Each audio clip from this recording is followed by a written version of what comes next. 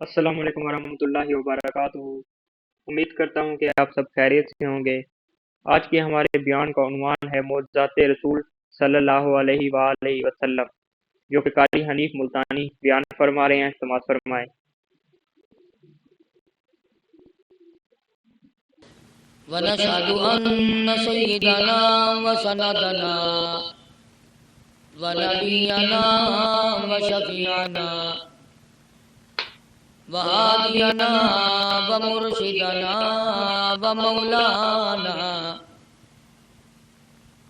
ومولانا محمدا عبده ورسوله أرسله بالحق بشيرا ونذيرا صلى الله تعالى عليه وعلى آله وأصحابه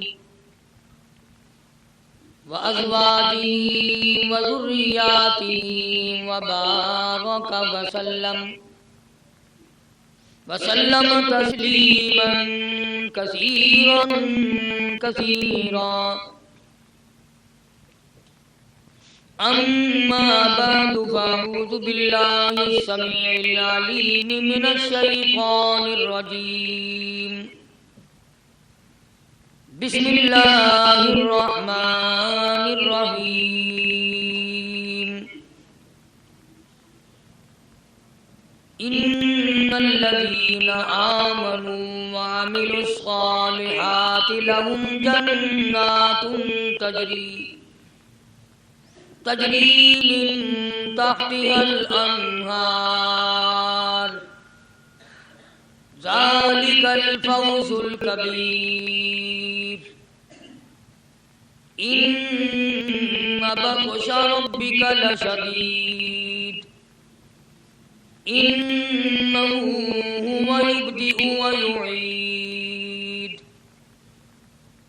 صدق الله مولانا العلي العظيم وصدق رسوله النبي الكريم ونحن على ذلك لمن الشاهدين والشاكرين والحمد لله رب العالمين اللهم صل على محمد وعلى آل محمد كما صليت على إبراهيم وعلى آل إبراهيم إنك حميد مجيد اللهم بارك على محمد وعلى آل محمد كما باركت على إبراهيم وعلى آل إبراهيم إنك حميد مجيد۔ تیار کرتا ہے طیب اسلامی بڑی سنٹر مدنی جامع مسجد بہاولپور روڈ ملتان۔ گزشتہ کئی جمعوں سے حضور اکرم صلی اللہ علیہ وسلم کی سیرت طیبہ، سرکار دو جہاں حضرت محمد الرسول اللہ صلی اللہ تعالی علیہ وسلم کے عادات و اخلاق، آپ کے خصائل و شمائل، حالات زندگی کا ذکر خیر کر رہا تھا۔ نبی کریم صلی اللہ علیہ وسلم کی ذات اقدس اتنی کریم ہے، اتنی رحیم ہے، اللہ پاک نے قرآن کریم میں فرما دیا کہ مومنین کے لیے میرا محبوب بڑا رؤوف ہے، بڑا رحیم ہے۔ سبحان اللہ۔ امت کے حالات کو دیکھ کر جلدی دل برداشتہ نہیں ہو جاتے۔ بڑے سے بڑے وقت میں بھی سرکار مدینہ صلی اللہ تعالی علیہ وسلم نہ گھبرائے۔ امت کے بعد لوگوں کو یہ حصہ ملتا ہے، بعض کو نہیں۔ اللہ تعالی ہم سب کو وسیع ظرف ہونے کی توفیق عطا فرمائے، اور مزاج میں تحمل اور بردباری کی اللہ پاک ہم سب کو توفیق عطا فرمائے۔ ہے مسئلہ بڑا مشکل، اپنے مخالف کو دیکھ کر کے یہ بات کہہ دینا کہ میں نے تجھے معاف کر دیا، یہ بہت بڑی بات ہے۔ جنہوں نے رات دن دکھ دیے ہوں، راستوں میں کانٹے بچھائے ہوں، وہ عورت جو ہر روز کوڑا کرکٹ مٹی اکٹھا کرتے اور ٹوکری بھر کے کوٹھے پر بیٹھ جاتی تھی، سرکار مدینہ صلی اللہ علیہ وسلم کا انتظار کرتی تھی، حضرت کو دیکھ کر سر کے اوپر پھینکتی تھی، آپ اپنے سر مبارک کو جھاڑ کر گزر جاتے، کبھی سر اٹھا کے دیکھا نہیں یہ پھینکنے والا کون ہے۔ ایک دن حضور صلی اللہ علیہ وسلم کے سر مبارک پہ وہ کوڑا کرکٹ گرد و غبار نہ پڑا تو آپ نے پتہ لگایا کہ یہ کون ہے جس کا آج وظیفہ بند ہو گیا، آج وہ کوڑا پھینکنے والی کہاں گئی؟ تو پتہ چلا کہ بیمار ہے۔ قربان جاؤں مدنی کریم صلی اللہ علیہ وسلم اس کے گھر تشریف لے گئے۔ سبحان اللہ۔ اس کی بچیوں نے جب حضور کو دیکھا تو وہ خوف زدہ ہو گئی کہ یہ تو وہ ہیں جن کے سر پر ہماری اماں ہر دن کوڑا پھینکتی ہے، گھر میں آج مرد بھی کوئی نہیں، نہ جانے کیا بنے گی۔ ان بچیوں نے شور مچایا، امی امی امی وہ آ گئے جن کے سر پہ کوڑا پھینکتی ہو۔ وہ بھی گھبرائی کہ نہ جانے آج کیا ہوگا، مگر سرکار مدینہ صلی اللہ تعالی علیہ وسلم نے آگے بڑھ کر کے فرمایا، مائی میں نے سنا ہے تو بیمار ہے، میں تیری بیمار پرسی کے لیے آیا ہوں، کوئی کام ہو دوا کا، دارو کا، خدمت کا مجھے بتا، میں کرنے کے لیے تیار۔ وہ سوچنے پہ مجبور ہوئی، میں نے ساری عمر دشمنی کی، بے عزتی کی، امام الانبیاء کے سر مبارک پہ مٹی اور کوڑا، اور یہ میری بیمار پرسی اور تیمارداری کے لیے آئے۔ بس کھڑی ہو گئی اور کہنے لگی، کالی کملی والے اب دیر نہ لگا، جلدی کر کلمہ پڑھا، ایسا نہ ہو مخالفت اور دشمنی پہ دم نکل جائے۔ آج میں اور آپ سبھی اس میں شامل ہیں، کہاں سے یہ سنتیں لائیں؟ ویسے تو لوگ بیٹھے بیٹھے کہتے رہیں گے جب کوئی کھانے کے نمبر آئے گا نا، گوشت روٹی اور کوئی چیز کھائی ہوگی، میٹھا لاؤ، کھانا سنت ہے، میٹھا بعد میں، کھانے کی سنت تو یاد ہے، یہ سنت کون یاد کرے؟ شادی کے بارے میں کہہ دیتے ہیں کہ سنت ہے، سنت ادا ہونی چاہیے، مطلب کی سنتیں بڑی یاد آتی ہیں ہم سب کے۔ ابتدا اسلام کا زمانہ تھا، حضور کریم صلی اللہ علیہ وسلم مکہ مکرمہ سے باہر تشریف لائے تو ایک مائی بوڑھی سر پہ گٹڑی سامان کی ہے، ہاتھ میں پانی پینے کے لیے ایک لٹیا ہے، گڈڑی ہے، باہر نکلی اور وہ سامان اٹھانے کی ہمت نہیں رکھتی۔ سرکار دو عالم صلی اللہ تعالی علیہ وسلم نے پوچھا، مائی کدھر کا ارادہ ہے؟ اس نے اتنی بڑی بڑی گالیاں نکالی اور کہنے لگی، مکے میں جادوگر آ گیا، میرے گھر میں جادو پھیل گیا، میری نوح مسلمان ہو گئی، میرا بیٹا مسلمان ہو گیا، اس نبی کے جال میں پھنس گیا، میں تو اس کے جادو سے بچ کر اپنے ایمان کو بچانے کے لیے فلانے دیہات میں چلی ہوں۔ مدنی کریم صلی اللہ تعالی علیہ وسلم نے فرمایا، مائی کمزوروں کا سامان اٹھانے کے لیے میں آیا ہوں، جس کا اس دنیا میں کوئی وارث نہیں، اس کا وارث بننے کے لیے میں آیا ہوں، یہ سامان مجھے دے۔ سرکار مدینہ صلی اللہ علیہ وسلم نے اپنے سر مبارک پہ گٹڑی اٹھا لی اور بوڑھی مائی کے پیچھے پیچھے چل دیے۔ اس نے اپنی منزل مقصود تک جہاں جانا تھا، راستے میں ہزاروں لاکھوں گالیاں بکی، میرے گھر کا بیڑا غرق کر دیا، میرے گھر میں دین نیا پھیلا دیا، جادو پھیلا دیا، نئی نئی چیزیں آ گئی، پرانا دین ختم کر دیا، میرے گھر کی رسوائی ہو گئی، میں اپنا ایمان بچانے کے لیے آئی ہوں۔ جہاں بڑھیا مائی نے جانا تھا منزل مقصود پہ پہنچ گئی، ٹھکانے پہ پہنچ گئی، سامان نیچے اتروا کر حضور کو پلہ پھیلا کر جھولی پھیلا کے دعائیں دینے لگی اور کہنے لگی، او میرے بیٹا، جیسے اس جادوگر سے میں بچ کے آ گئی ہوں، جیسے اس دین میں پھیلانے والے سے میں بچ کر آ گئی ہوں۔ میرا دین بچ گیا، میرا ایمان بچ گیا، میری دعا ہے اللہ کرے تو بھی بچ جائے۔ سرکار مدینہ صلی اللہ تعالی علیہ وسلم کی آنکھوں میں آنسو آ گئے۔ فرمایا مائی، جس کو سارے راستے میں گالیاں دیتی آئی ہو، جو تیری گٹھڑی اٹھا کے سر پہ لایا ہے، جو تیری ساتھ آیا ہے، جسے جادوگر کہتی ہو، جسے گالیاں دیتی دیتی تھکتی نہیں ہو، وہی اللہ کا پاک پیغمبر محمد الرسول اللہ، میں تیرے سامنے موجود ہوں۔ سبحان اللہ۔ اٹھ کھڑی ہوئی، حضرت کے قدموں پہ گر پڑی اور کہنے لگی اگر تو وہ نبی ہے تو میں اشہد ان لا الہ الا اللہ و اشہد ان محمد رسول اللہ، کلمہ پکار اٹھی۔ سبحان اللہ۔ آج کہاں یہ چیزیں ملیں گی؟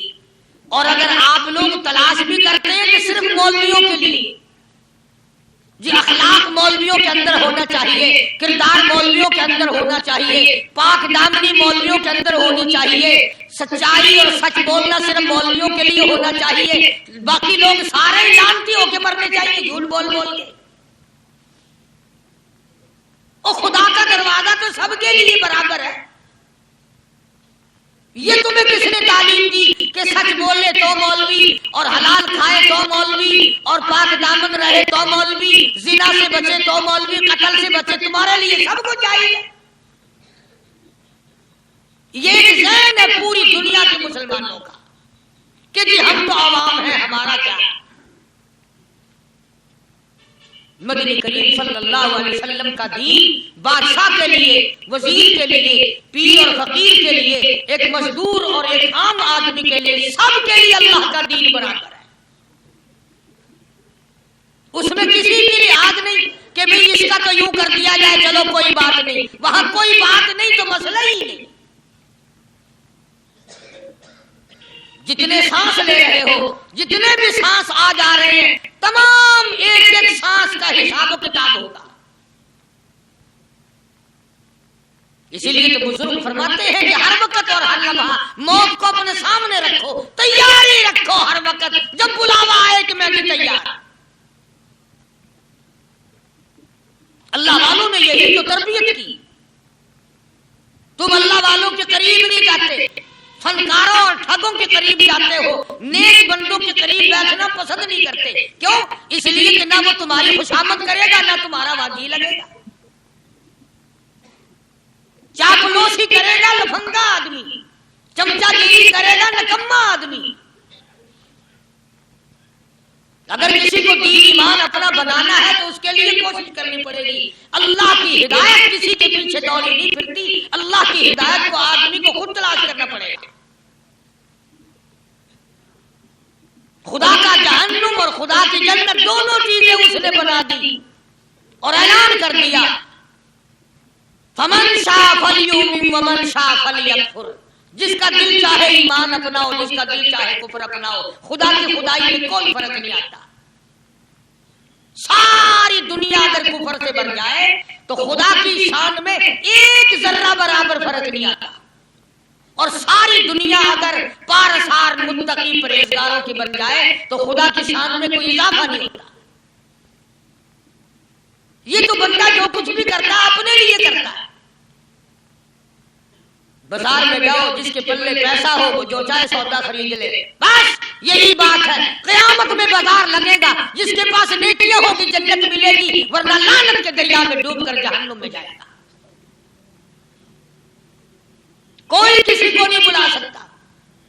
فرمایا اولئک الذین اشتروا الضلالۃ بالہدی، فرمایا یہ وہ لوگ ہیں جنہوں نے گمراہی ہدایت کے بدلے خرید لی۔ اللہ تعالیٰ نے ہدایت دی، قرآن دیا، ایمان دیا، دین دیا، اسلام دیا، مدنی کریم صلی اللہ علیہ وسلم کی عظمت ملی، محبت ملی، اللہ کے پاک پیغمبر نے سب کچھ حوالے کر دیا، اور آج اس کے بدلے میں گمراہی خرید لی۔ قرآن اعلان کرتا اولئک الذین نستربوا الضلالة بالهدى. یہ ہے وہ لوگ جنہوں نے گمراہی کے بدلے ہدایت کے بدلے گمراہی خریدی. اور قرآن کے الفاظ تو سنو، خدا تمہیں نصیب کرے. کس وقت خریدی؟ فرمایا وما ربحت تجارتهم وما كانوا مهتدين. ہدایت ملنے کے بعد، مسلمان کے گھر میں پیدا ہونے کے بعد، مسلمان کہلانے کے بعد، ایماندار کہلانے کے بعد اتنی بدعملی، اتنی بدتمیزی، اتنا گناہ کیا کہ مرتے وقت ادھر دم نکلا، ادھر جہنم میں پھینک دیا گیا. اللہ اکبر. ایک صحابی نے عرض کر دیا یا رسول اللہ صلی اللہ تعالی علیہ وسلم، فرمایا عرض کیا قیامت کب آئے گی؟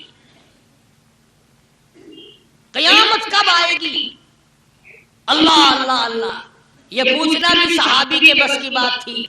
اور اللہ کے نبی نے پتہ پھر کیا جواب دیا؟ فرمایا قیامت کا جو پوچھ رہے ہو کیا تیاری کر رکھی ہے؟ یعنی یہ نہیں فرمایا کہ فلاں دن فلاں وقت یہ. اور کسی نے پوچھ جو لیا متا سا کالی کملی والے قیامت کب آئے گی؟ فرمایا کیوں، کیا تیاری کر رکھی ہے؟ وہ بھی شاگرد کالی کملی والے کا تھا صلی اللہ علیہ وسلم. پوچھ تو بیٹھا، مرید حضور کا ہے، مقتدی حضور کا ہے، دیدار پیغمبر خدا صلی اللہ علیہ وسلم کا کرتا ہے. اور سنبھلا. اس نے پوچھا نا قیامت کب آئے گی؟ اللہ کے نبی نے جلال میں فرمایا کیا تیاری کر رکھی ہے؟ سارے کہو سبحان اللہ. سبحان اللہ. صحابی ایسا سنبھلا، کہنے لگا آقا میرے پاس تیری محبت کے سوا اور کیا ہے؟ سبحان اللہ. اللہ کیا جواب دیا؟ کہتا آقا میرے پاس تیری محبت کے سوا اور کیا؟ تم جیسا ہوتا تو کئی لوگوں کا سہارا لگاتا، کوئی نمازوں کی بات کر کے کھو دیتا، کوئی سخاوت کی بات کر کے کھو دیتا. کیا جواب دیا ہے صحابی نے؟ تمہارے میرے دماغ میں بھی کبھی نہیں آیا ہوگا ساری عمر میں. کہتا کالی کملی والے میرے پلے تیری محبت کے سوا اور کیا؟ سبحان اللہ. صحابہ کہتے ہیں حضور صلی اللہ علیہ وسلم نے یہ الفاظ سنے مسکرا دیا. تو آج ہمارے پلے کیا تیاری ہے؟ رات دن قرآن کہتا ہے تیاری کرو تیاری کرو. وقت آیا، وقت آیا، آیا وقت، قیامت آئی، موت آیا وقت، لیکن پھر بھی کوئی تیاری نہیں. اس لیے قرآن کریم للکار للکار کے کہتا کل متاع الدنیا قلیل. دنیا بہت تھوڑے دنوں کا سودا ہے، سمجھ لو. صبح آئی کہ نہ آئی، شام آئی کہ نہ آئی، آیا وقت. قرآن کریم نے ہر ممکن طریقے سے مسلمانوں کی تمام زندگی کے شعبات کو پورا کرنے کے لیے لاہ عمل دیا. میں ایک رخ آپ کو آج دینا چاہتا تھا، اور وہ یہ کہ نبی پاک صلی اللہ تعالی علیہ وسلم نے اس امت کے سامنے کس قسم کے نمونے نہیں رکھے. اخلاق و کردار میں سے کون سی بات حضور صلی اللہ علیہ وسلم نے چھوڑی؟ ہم اپنا پیٹ پہلے بھرتے ہیں، دوسرے کے لیے اگر سوچتے بھی ہیں تو وہ بھی بعد میں. یہاں معاملہ کچھ اور ہے. غزوہ خندق کا زمانہ ہے، مسلمانوں میں بڑی تنگی اور بڑی پریشانی کا وقت ہے. یہاں تک کہ صحابہ کرام رضوان اللہ تعالی علیہم اجمعین کی جماعت کہتی ہے کہ حضور صلی اللہ علیہ وسلم کو صحابہ کرام نے دیکھا. ایک صحابی آپ کے سامنے حضور کے سامنے آیا اور اس نے اپنا کرتا اپنے پیٹ سے اٹھایا. اس نے بھوک کی وجہ سے اپنے پیٹ پہ ایک پتھر باندھا ہوا تھا. صحابہ کرام دیکھ رہے تھے. اس کے دیکھتے دیکھتے امام الانبیاء محبوب کبریا حضرت محمد مصطفیٰ صلی اللہ تعالی علیہ وسلم نے رحمت والے ہاتھوں سے جب اپنا کرتا اٹھایا، صحابہ کرام کی آنکھوں نے دیکھا حضور کے پیٹ پہ دو پتھر بندے ہوئے تھے. اللہ اکبر.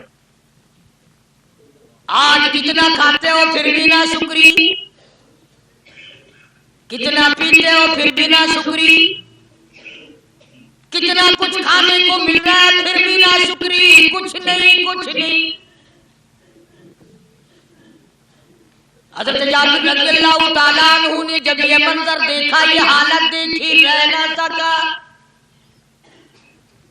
صحابی فوراً دوڑا اور دوڑا دوڑا گھر گیا، گھر بیوی کو جا کے کہنے لگا غضب ہو گیا، کمائی ہو گئی، کمال ہی ہو گیا، حضور صلی اللہ علیہ وسلم کو اتنی بھوک ہے، اتنا فاقہ ہے کہ آپ نے اپنے پیٹ مبارک پہ 2 پتھر باندھے ہوئے۔ بیوی کہنے لگی جلدی جا کر کے حضور صلی اللہ علیہ وسلم کی دعوت کراؤ، ہم کھانا کھلائیں گے۔ یہ 2 شیر ہو 1.5 شیر ہو، یہ جو ہے یہ بکری کا بچہ ہے، ہم اسے ذبح کرتے ہیں، بہت جلدی تیار کرتے ہیں، میں ان کو پیستی ہوں اور تم جاؤ جا کے دعوت کا کہہ۔ سبحان اللہ۔ حضرت جابر رضی اللہ تعالی عنہ حضور کریم صلی اللہ علیہ وسلم کی خدمت عالیہ میں آئے، چونکہ کھانے کی مقدار، آٹے کی مقدار بڑی تھوڑی تھی، حضور کے کان کو منہ لگا کر کے حضرت جابر نے کہا کہ یا رسول اللہ صلی اللہ علیہ وسلم، ایک تو آپ اور ایک یہ صحابی جس نے پیٹ میں پتھر باندھ رکھا ہے، اور اگر آپ کے علم میں ہو 1-2 اور ایسا ہی جو زیادہ بھوکا ہو، میرے گھر میں دعوت ہے، چلو۔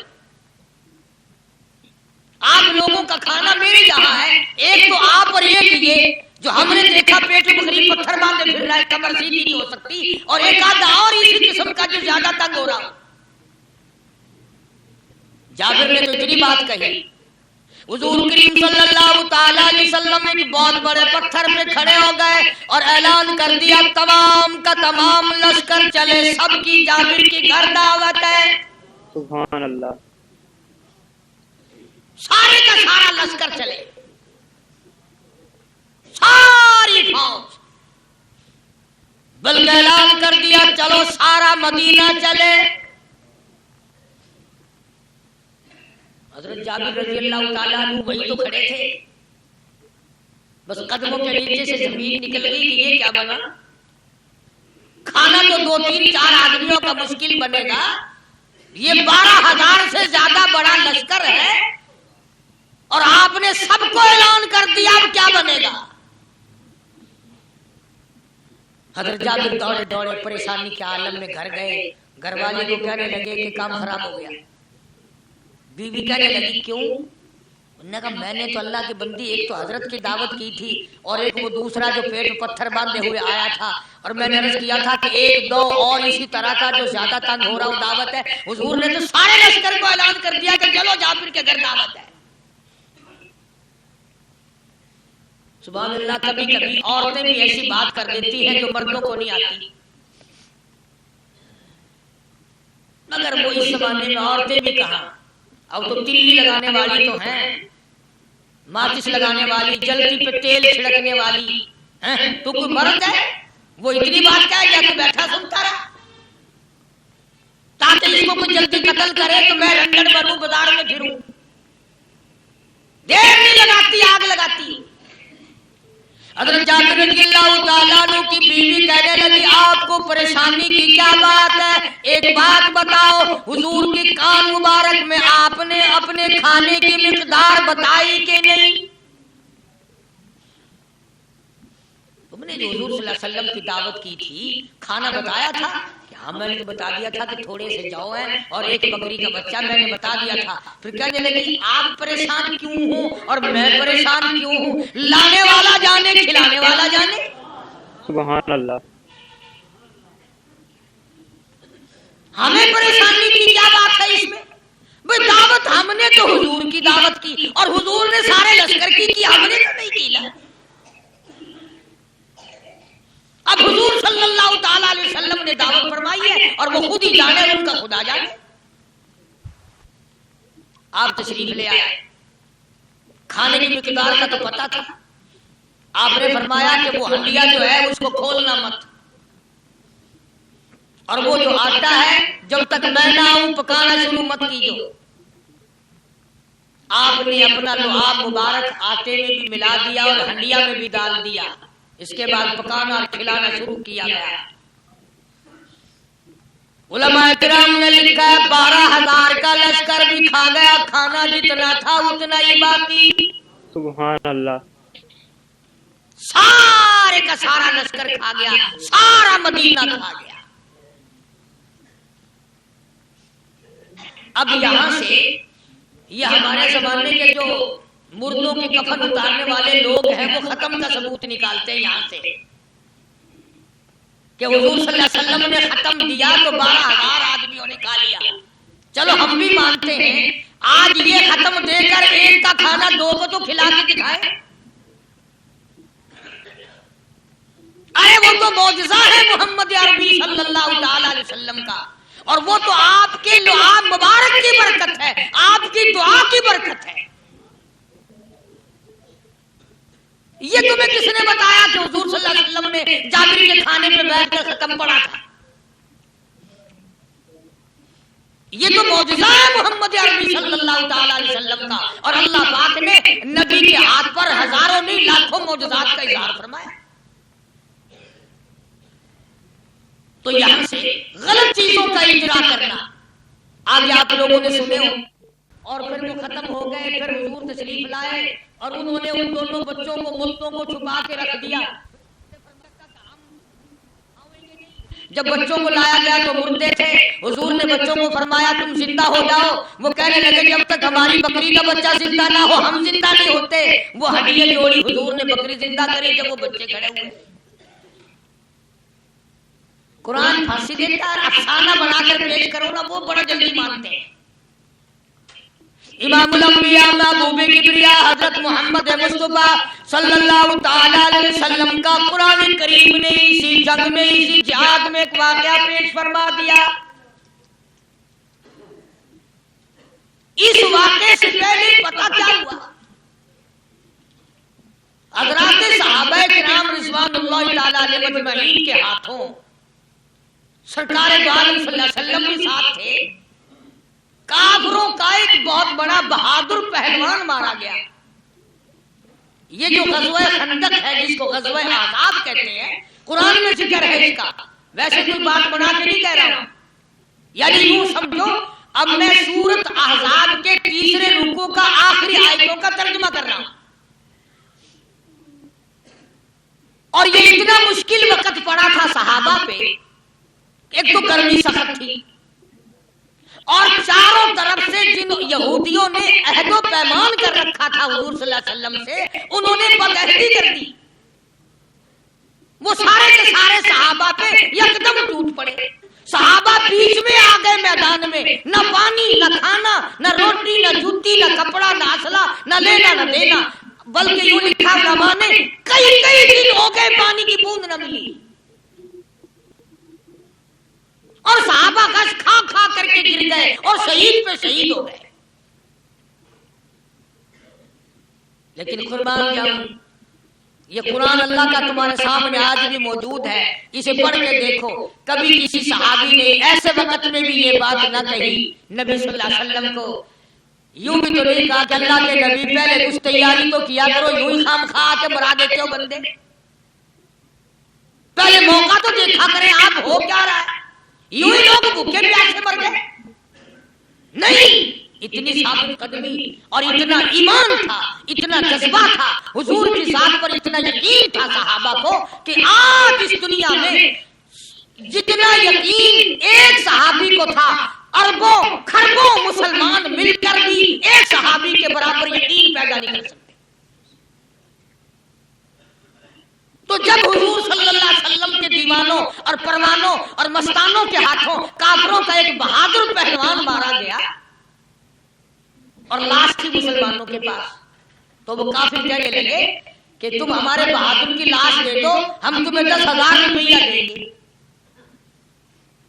اب ان کے پاس تو روپے کی کمی نہیں تھی، اور یہ مسکین بھوکے اور فاقے سے اگر یہ یوں کہتے کہ نہیں بھی ہم کو 20,000 لیں گے تو وہ دے دیتے. ان کے پاس کمی نہیں تھی اور انہیں ضرورت تھی. کپڑا لے لیتے، کھانا لے لیتے، پریشانی دور کر لیتے، جنگ کا سامان بنا لیتے. مگر نبی کریم صلی اللہ تعالی علیہ وسلم کے سامنے جب یہ بات رکھی کہ 10,000 روپیہ ہم دیتے ہیں ہمارے بہادر کی لاش دے دو، حضور نے فرما دیا جاؤ اپنے بہادر کی لاش مفت میں لے جاؤ، ہم مردوں کی قیمت کھانے والے نہیں۔ سبحان اللہ۔ ہم مردوں کی قیمت کھانے والے نہیں۔ جب حضور صلی اللہ علیہ وسلم کی زبان مبارک سے یہ بات نکلی، اللہ کا دریائے کرم جوش میں آیا، فرمایا وَكَفَ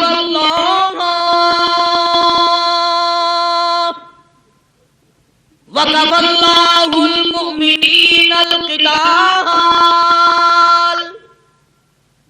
فرمایا میرے نبی اب آپ اطمینان رکھیں، کوئی ضرورت نہیں، اب میں تیرا خدا خود ان سے جنگ کروں گا، اب میں لڑوں گا ان سے۔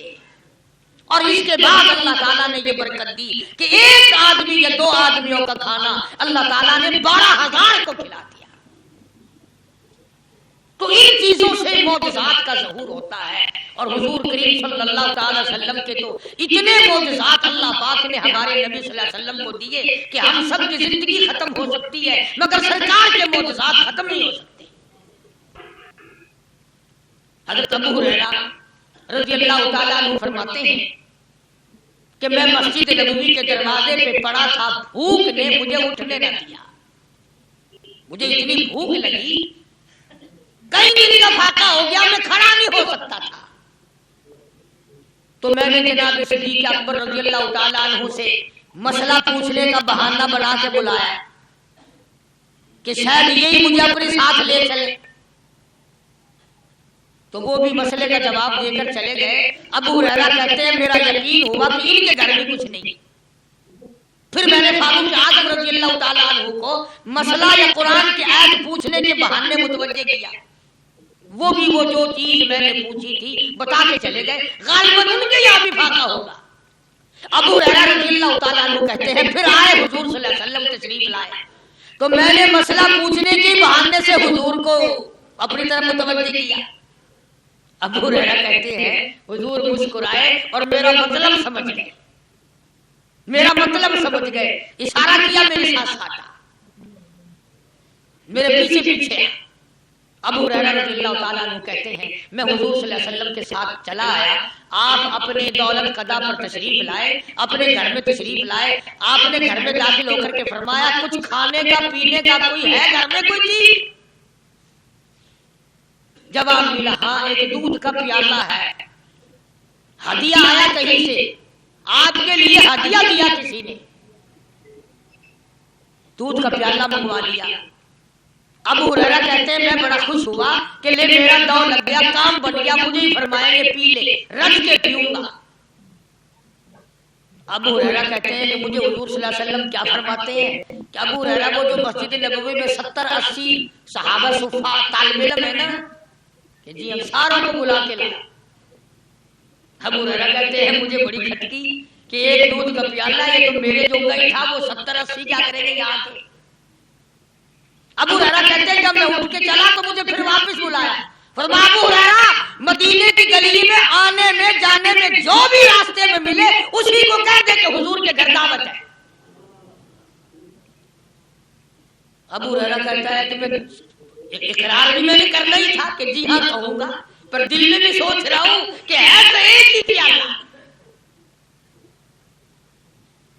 تم جیسا اگر کوئی ہوتا ہے جو گلی میں ملتا اس کو کہتے آج کے دن ادھر کوئی نہ آئے۔ وہ تو صحابہ تھے نا، اشاروں پہ جان دیتے تھے، راستے میں جو بھی ملا، دکاندار ملا ویسا ملا، سب کو کہہ دیا، واپسی میں جو ملا لشکر اکٹھا ہو، سب بیٹھ گئے۔ ابو ہریرہ رضی اللہ تعالیٰ عنہ کہتے ہیں اب میں نے دل میں ایک پروگرام بنایا، مجھے عادت شریفہ کا پتہ تھا کہ دائیں طرف سے شروع فرمایا کرتے تھے کوئی چیز تقسیم کرنا یا کھلانا یا پلانا، میں نے دل میں پروگرام بنایا کہ دائیں طرف شروع میں بیٹھ جاؤں گا، آگے بچے یا نہ بچے میں تو دو لگاؤں گا نہ اپنا پہلے، میرا نمبر تو لگ ہی جائے گا۔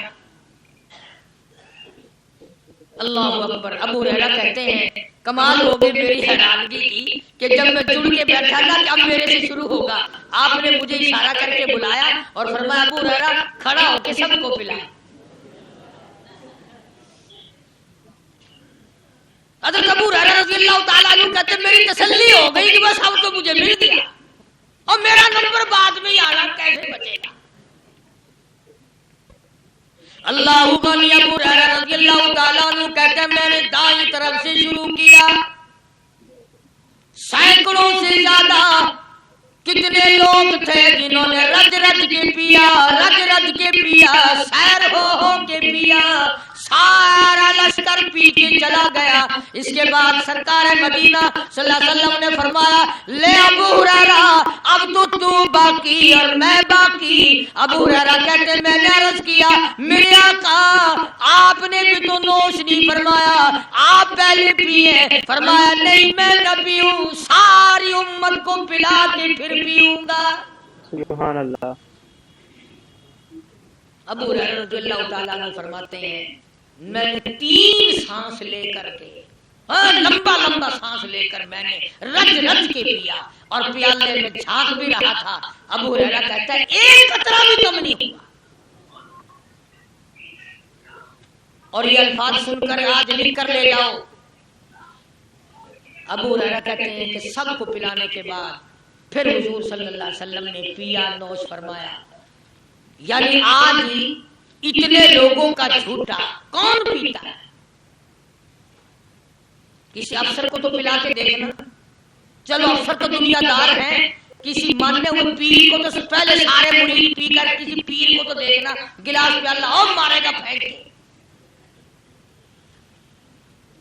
اپنا پیا ہوا تو وہ مریدین کو دے دے گا کہ سارے پی لو تبرک ہے یہ، لیکن مریدوں کا جھوٹا وہ کیسے پیے گا؟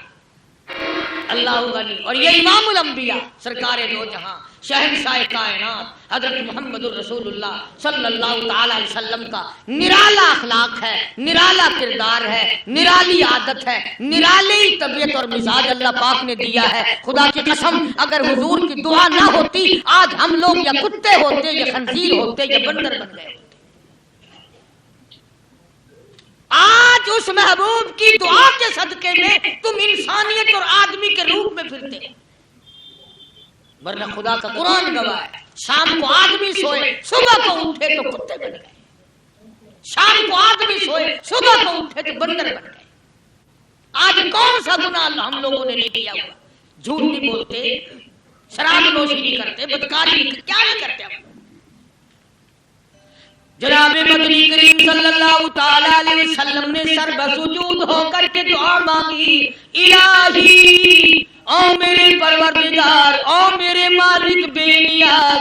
آواز آئی جی میرے محبوب، عرض کیا الہی میری امت کی شکل نہ بدلے، قیامت میں حساب و کتاب ہو جائے۔ آواز آئی ہم نے منظور کر لیا، پھر دعا مانگی الہی میری امت پہ یکدم قحط کا عذاب نہ آئے، بھوک کا عذاب نہ آئے، پیاس کا عذاب نہ آئے۔ وما کان اللہ لیعذبہم وانت فیہم وما کان اللہ معذبہم وہم یستغفرون۔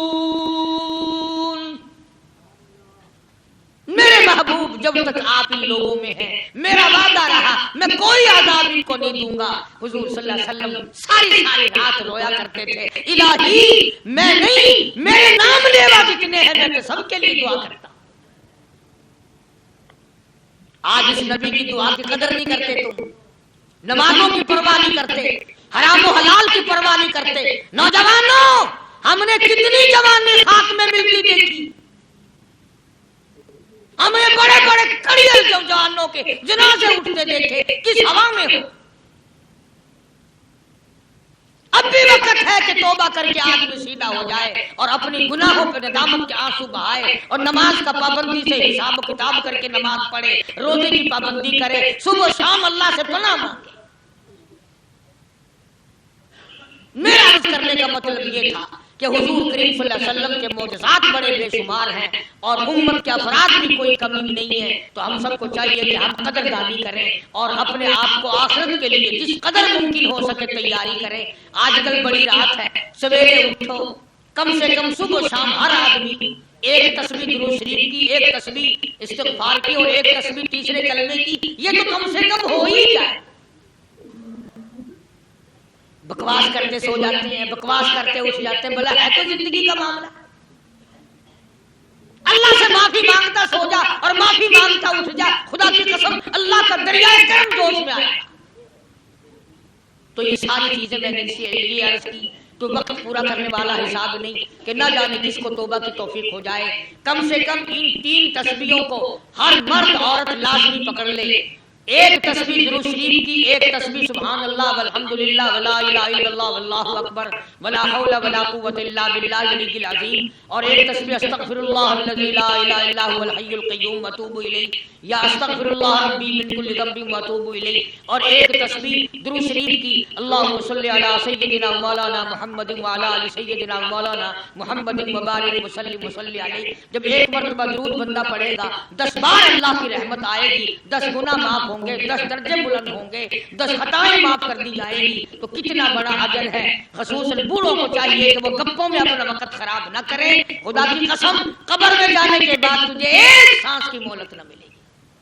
اللہ پاک عمل کی توفیق عطا فرمائے۔ آخر دعوانا الحمدللہ رب العالمین۔ مزید قاری حنیف ملتانی کے بیانات سننے کے لیے ہمارے چینل کو سبسکرائب کریں۔ اللہ حافظ۔